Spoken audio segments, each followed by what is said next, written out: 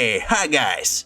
We're a group of adventurers who decided to take on the translation and voice acting of comics, seasoning all this with a good portion of graphics, sound and music. We will do this in chronological orders or that you don't miss anything. So, buckle up and don't forget popcorn. Action! Amazing adventures! I am the fantastic Dr. Drew. Behold, the first episode of a startling new series about the occult, the dark and mystical world which lies beyond the knowledge of ordinary man.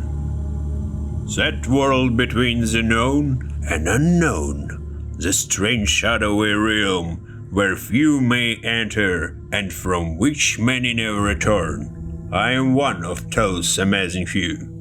Men know me as Dr. Drew. Mystery and adventure often originate in ordinary place. For me, they begin in the city medical club. Imagine a Tibetan lama requesting a doctor from here in the United States. It's absurd to expect any doctor to travel halfway around the world to treat a patient. If I had the time, I might consider going, but right now I'm busy at the Dickens with my practice. I was sitting nearby where I couldn't help overhearing the discussion. I've always been interested in Oriental cultures. This will be an opportunity for me to get some first-hand knowledge, maybe learn something about their mystical arts and practices. So, driven by burning curiosity as well as the doctor's obligation to treat the sick, I boarded the first plane to the Orient. This trip ticket set me back plenty, but I don't mind. It's for a worthwhile purpose. The lama who had sent for a doctor lived in a high, remote part of the snow-capped Himalayas. Yonder is the dwelling place of the Wise One. I hope I shall be able to cure his illness. Inside the place, I was greeted by the lama's chief aide. I am afraid my master will not be able to pay you for your services. He has no money. No money? But this place, its treasures, they must be worth a fortune. I have spoken. There will be no payment. Very well. I can't refuse to treat a sick man. If I must, I'll treat him for nothing. A moment later, I received the second surprise. To reach the lama, you will have to walk over sacred ground. Please, remove your shoes, leave them with me, and your bag also. But my bag, I'll need my instruments. You will not need them here. I have spoken. I took off my shoes, parted with them and my bag, then entered the room. No pay, no shoes, no instruments. What's a strange setup you're in, Dr. Anthony Drew? Then suddenly, before my unbelieving eyes, the floor began to chance.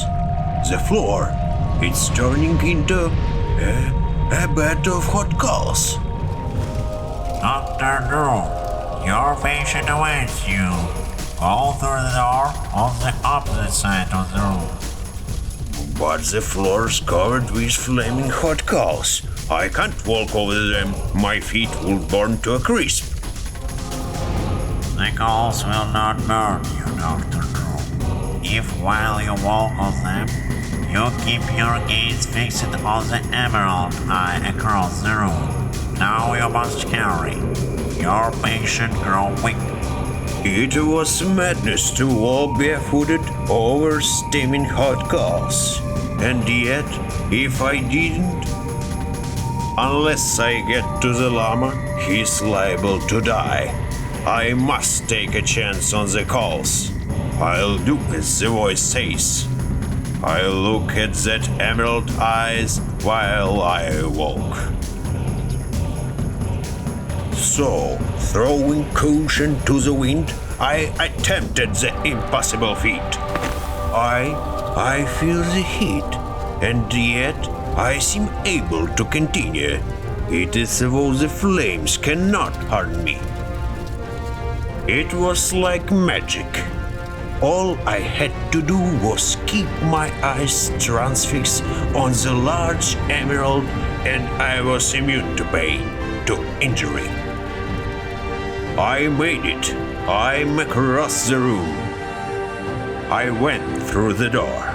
It led to a long corridor, and there I saw a living, breathing nightmare. That creature.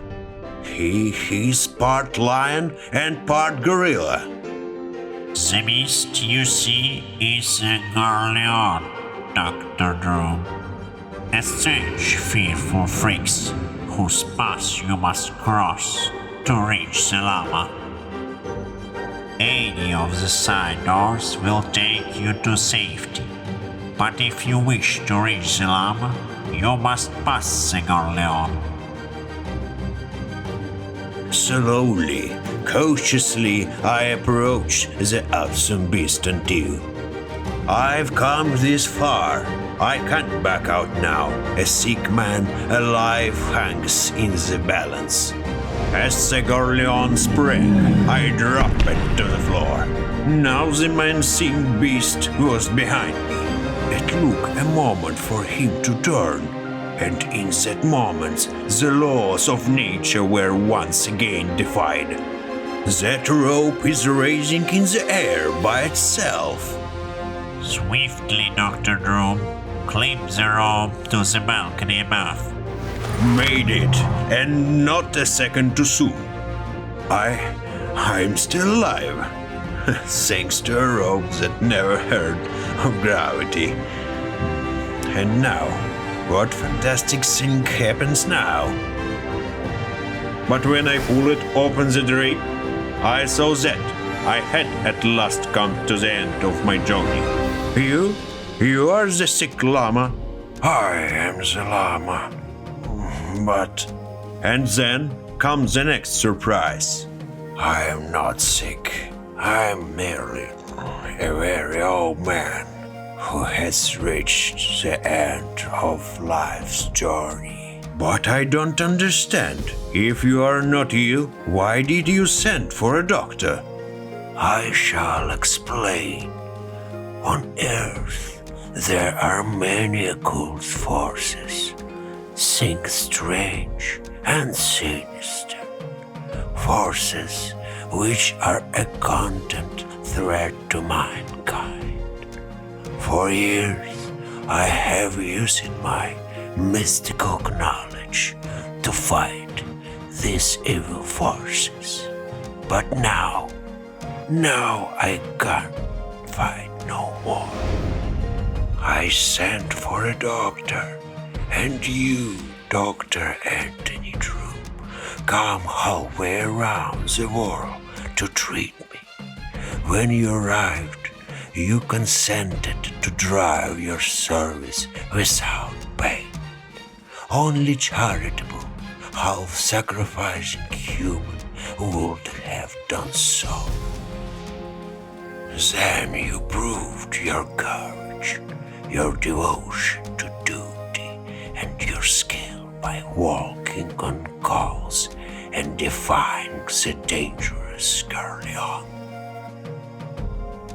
In short, Dr. Drew, you have passed the Lama's test. You have shown that you are the right man to succeed me.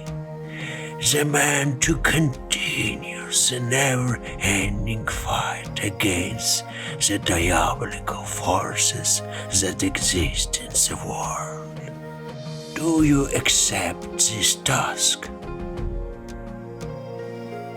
At first, I was almost to stand to answer, but As I saw the imploring look in the old lama's eyes, as I realized the nobility of his lifelong fight against evil, I knew that I could not refuse.